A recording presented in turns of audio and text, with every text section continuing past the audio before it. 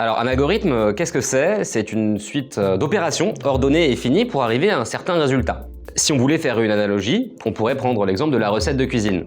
Vous allez avoir des instructions de la recette, qui est votre suite d'opérations ordonnées et finies, qu'on va appliquer sur des variables, vos ingrédients pour arriver à un résultat. Un gâteau, par exemple. Les algorithmes à ne pas confondre avec l'intelligence artificielle, comme c'est souvent le cas. Les IA utilisent certains algorithmes, des algorithmes d'apprentissage, c'est ce qu'on appelle le machine learning, pour grandir et atteindre aujourd'hui les possibilités qu'on leur connaît, mais ce sont deux notions qui sont bien distinctes. Si on voulait vulgariser, on pourrait dire en quelque sorte que l'intelligence artificielle utilise une suite d'algorithmes très spécifiques. Les algorithmes, à quoi ça sert? Eh bien, des algorithmes, vous en croisez tous les jours, quand vous faites une recherche sur Google, quand vous demandez à Waze le meilleur itinéraire, dans certains cas, quand vous allez faire une demande de prêt ou souscrire à une assurance maladie, ce sont eux qui vont gérer les fils de vos réseaux sociaux, les recommandations d'articles qui pourraient vous plaire, de films à regarder ce soir, et ce genre de choses.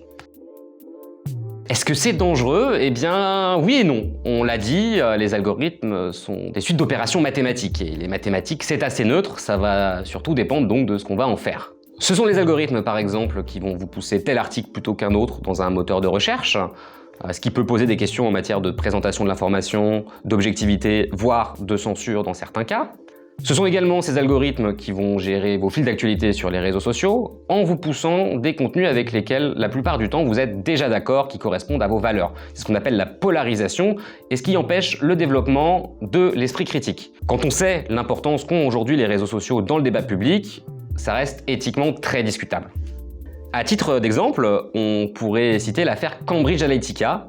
Cambridge Analytica, qui est une entreprise qui se servait des algorithmes des réseaux sociaux pour pousser en masse certains contenus à certaines populations pour favoriser l'élection de Donald Trump et le vote du Brexit, ce qui est là encore également très discutable d'un point de vue éthique.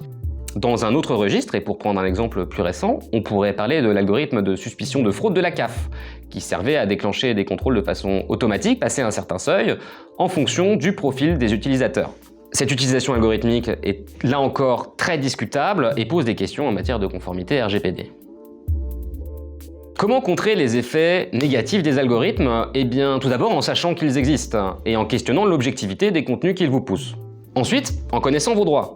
Si on devait reprendre l'exemple de la souscription de prêt ou d'assurance maladie via des algorithmes, dès lors qu'une décision va être générée par un algorithme pouvant entraîner des effets juridiques sur vous ou vous impacter de manière significative, vous avez le droit de demander une intervention humaine dans cette décision. Les autres droits ne sont évidemment pas à négliger, tout particulièrement le droit à l'information. Si vous-même, en tant que professionnel, utilisez des algorithmes pour vos traitements de données personnelles qui vont concerner vos clients, vos salariés ou encore des utilisateurs de vos plateformes, vous aurez la plupart du temps l'obligation de réaliser une analyse d'impact sur la protection des données personnelles, ce qu'on appelle une AIPD. Par cette analyse, vous pouvez vérifier qu'il existe des mesures de sécurité suffisantes pour protéger les droits et libertés des personnes dans le cadre de vos traitements de données personnelles, pour vérifier l'existence de certains garde-fous qui permettront d'éviter de retranscrire des biais humains dans les algorithmes, que ces biais soient volontaires ou non. Si vous désirez être accompagné dans la mise en conformité de vos pratiques liées aux algorithmes, n'hésitez pas à faire appel aux experts de la robe numérique.